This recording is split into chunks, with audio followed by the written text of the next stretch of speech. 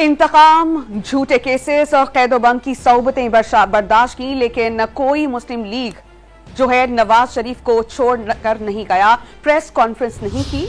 मुस्लिम league नून की senior नायब मरियम नवाज ने पीटीआई को निशाने पर ले लिया। खानेवाल में जस्टिस से खिताब में पीटीआई के इंतकाम का निशाना बनाने के इल्जाम पर सवाल किया कि झूठा सैफर लहराने, कौमी सलामती को खतरे में डालने और 9 मई को रियासत पर हमला आवर होने का नवाज शरीफ ने कहा था। मरियम नवाज ने बावर कराया कि नवाज शरीफ को इख्तिदार से निकाला गया, लेकिन उन्होंने कभी रियासत पर हमला आवर होने की तरगीब हरगिज नहीं दी।